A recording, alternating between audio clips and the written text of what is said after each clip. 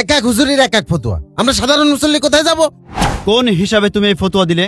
তোমার ফতোয়ার কারণে এই লোকটা বিভ্রান্তিতে পড়ে গেছে। আপনি চেষ্টা করেন যে সবথেকে ভালো ডাক্তারটা আমি দেখাবো। আমি যদি উত্তর না দিতে পারি তাহলে বিষয়টা কেমন হয়ে যায় না? ফতোয়া দেওয়ার যোগ্যতা আমার নেই। হুজুর, একটা মাসালা জানার দরকার ছিল। কি মাসালা ভাই? 4 রাকাত নামাজে আমি প্রথম বৈঠকে বসিনি। নামাজ শেষ করার পরে আমার মনে হচ্ছে আমি তো প্রথম বৈঠকে বসিনি। এখন এক্ষেত্রে আমার কি করণীয়? নামাজ কি আবার পড়তে হবে না কি করতে হবে? আরে আমি তো বলতে পারবো না, আর না বললেও তো মান সম্মান থাকবে না। যাক বলে দি, এটা কি আপনার ভুলে হয়েছে না ইচ্ছাকৃত ভাবে? না, ইচ্ছাকৃত না, ভুল করেই হয়েছে আমার। ও, তাহলে নামাজ হয়ে যাবে, সমস্যা নেই। ধন্যবাদ হুজুর, আমি তাহলে আসি। আসসালামু আলাইকুম। ওয়ালাইকুম আসসালাম।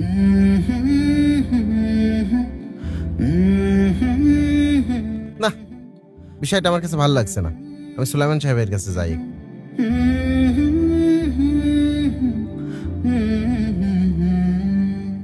আসসালামু আলাইকুম। ওয়ালাইকুম আসসালাম। হুজুর ভালো আছেন? আলহামদুলিল্লাহ। একটা মাসালা জানার জন্য আসলাম। কি মাসালা? আমি 4 রাকাত নামাজে প্রথম বৈঠকে বসতে ভুলে গিয়েছি। নামাজ শেষ করার পরে আমি ভাবছি আমি তো প্রথম বৈঠক করিনি। এখন এক্ষেত্রে আমার কি করতে হবে? নামাজকে আবার পড়তে হবে নাকি নামাজ হয়ে গেছে? নামাজের মধ্যে আপনার যদি কোনো ওয়াজিব তরক হয়ে যায় তাহলে সহজসেজদা দিলে হয়ে যাবে, আর ইচ্ছাকৃতভাবে যদি তরক করে ফেলেন তাহলে নামাজই হবে না। তো এই বিষয়টা যেহেতু আপনি ভুলে গেছেন, তখন সহজসেজদা দিলে আপনার হয়ে যেত। আপনি যেহেতু সহজসেজদা করতে পারেননি, আপনাকে এই নামাজ আবার নতুন করে পড়তে হবে। কিন্তু হুজুর, আমি তো ফরিদ সাহেবের কাছে জিজ্ঞাসা করলাম, সে তো ভিন্ন কথা বলল।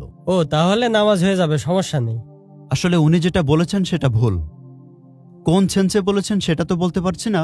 ধরেন যে আপনি যখন আপনার কোনো অসুস্থতার জন্য ডাক্তার খোঁজেন, তখন কিন্তু লোকাল কোনো ডাক্তার আপনি খোঁজেন না। আপনি চেষ্টা করেন সবথেকে ভালো ডাক্তার আমি দেখাবো। আপনি যখন কোনো বাড়ি করেন তখন চেষ্টা করেন যে ভালো বাড়ির ডিজাইন যারা করে তাদেরকে দিয়ে ডিজাইন করাবো। কিন্তু এখানে বড় সমস্যা যেটা করে ফেলেন, যেখানে দুনিয়া এবং আখিরাতের সম্পর্ক, সেখানে মানে শুধু আপনি বলে না, আমরা বেশিরভাগ লোকই মাথায় টুপি দেখার সাথেই আমরা মনে করি উনি হুজুর, এবং ওনার কাছে প্রশ্ন করলেও হয়তো উনি উত্তর দিতে পারবেন। কিন্তু এটা খুবই সেন্সিটিভ একটা ব্যাপার যে ফতোয়া বোর্ডে যারা রয়েছে অথবা বিজ্ঞ ওলামা ইকরাম ব্যতীত ফতোয়া দেওয়ার অধিকার কারণ নাই। আমি আপনাকে ফতোয়াটা জানালাম, আমার বিষয়টা ভালো মতো জানা ছিল, তাই আমি জানাতে পারলাম বিষয়টা। এজন্য শুধু আপনাকে না, আপনাদের সবাইকে অনুরোধ করব যে আপনারা অন্ততপক্ষে ফতোয়া জানার ক্ষেত্রে একটু বিচক্ষণতার সাথে ফতোয়া জিজ্ঞাসা করেন। যে লোকে আপনাকে ফতোয়াটা সুন্দরভাবে দিতে পারবে, তাহলে অন্তত আপনার আখিরাত নষ্ট হবে না। আমি আপনাকে কোরআনের একটি আয়াত শোনাই। সূরা নাহলের 43 নম্বর আয়াতে আল্লাহ তাআলা বলছেন, ফাসআলু আহলা যিকরি ইন কুনতুম লা তা'লামুন। অতএব জ্ঞানীদেরকে জিজ্ঞাসা করো যদি তোমাদের জানা না থাকে। দেখেন, আল্লাহ তাআলা কিন্তু এখানে জ্ঞানীদের কথা বলেছেন। তোমাদের যদি জানা না থাকে তাহলে তোমরা জ্ঞানীদের কাছে জিজ্ঞাসা করো। শুকরিয়া হুজুর।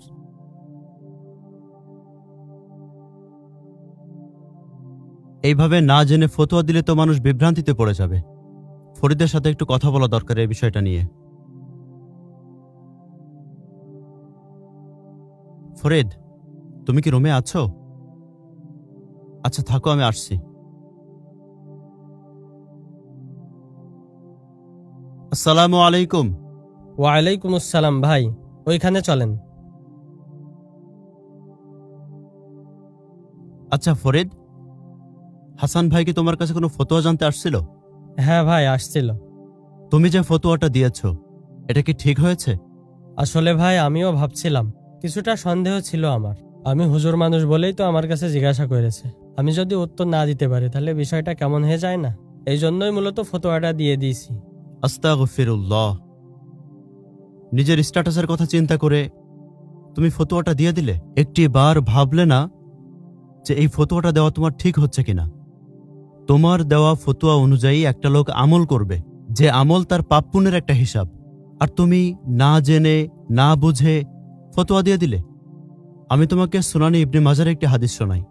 রাসূল সাল্লাল্লাহু আলাইহি ওয়াসাল্লাম বলেছেন, দলিল, প্রমাণ ও প্রয়োজনীয় যোগ্যতা ব্যতীত কেউ যদি কাউকে সিদ্ধান্ত দেয় বা ফতোয়া প্রদান করে, তাহলে এই পাপের বোঝা ফতোয়া প্রদানকারীর উপরে গিয়ে পড়বে।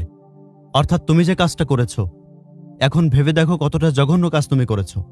তোমার জানা ছিল না বিষয়টা, তুমি তাকে বলতে যে ভাই আসলে দেখেন, এ বিষয়টা আমার দায়িত্ব না, যারা ফতোয়া বোর্ডে আছে তারা এটা বলতে পারবে।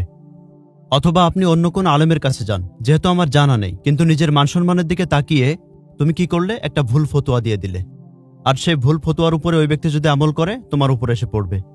কাজটা তুমি মোটেও ঠিক করনি ফরিদ। বলতে পারো যে আমি কিভাবে ফতোয়া দিলাম, ফতোয়া দেওয়ার যোগ্যতা আমার নেই।